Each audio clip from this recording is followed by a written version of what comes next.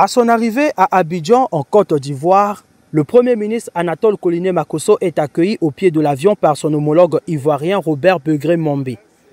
Accolades chaleureuses et salutations fraternelles, un aquaba sincère marque le début de cette visite officielle.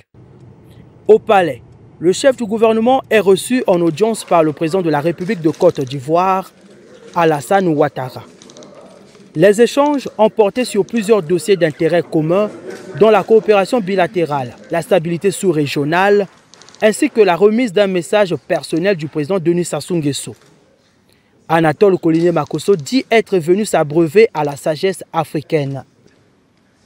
J'ai eu la grâce, avec ma délégation, d'être reçu par un géant du continent, un monument. Vous voyez, pour nous qui avons la grâce d'avoir encore à la tête de nos États des géants d'une certaine expérience, qui ont connu l'Afrique dans tous ses États, devons savoir exploiter leur richesse, exploiter leur sagesse, pour être sûrs d'affronter les épreuves que nous connaissons dans nos pays, au sein du continent et à travers le monde, avec beaucoup de sérénité, avec beaucoup de lucidité.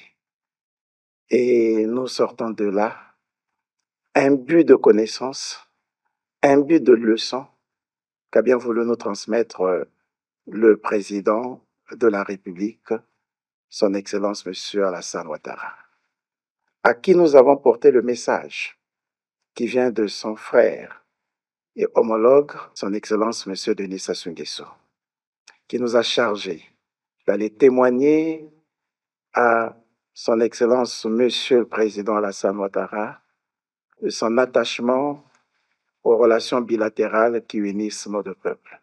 L'occasion a été saisie pour évoquer les similitudes entre les crises d'hier et celles d'aujourd'hui. Nous avons saisi cette occasion pour dire au président que nous nous retrouvons aujourd'hui dans des circonstances comme celles que les peuples africains ont connues dans les années 80, avec cette adresse du président Houphouët-Boigny, c'était le 25 octobre 1986, lorsqu'il voyait pointer à l'horizon les crises multidimensionnelles à travers le monde et qui pourraient mettre l'Afrique en difficulté.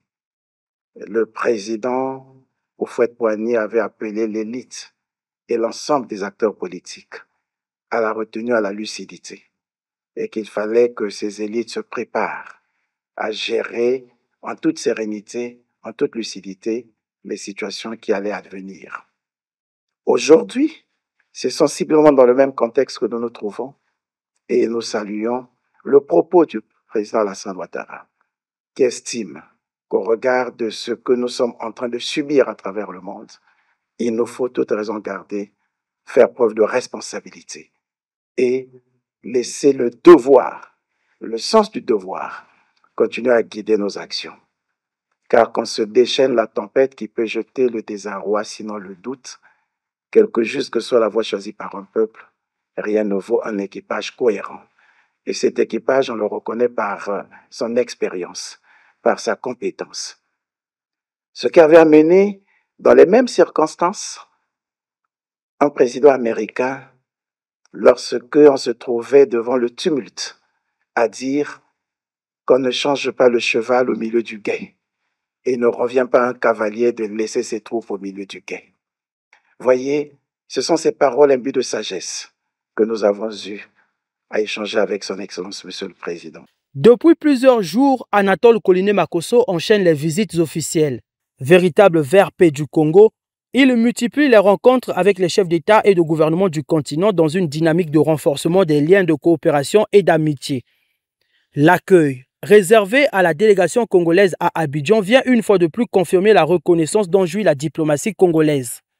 Le Premier ministre s'emploie avec constance à transmettre fidèlement le message du chef de l'État. Une mission à forte portée diplomatique qui consolide la présence du Congo sur la scène régionale et internationale.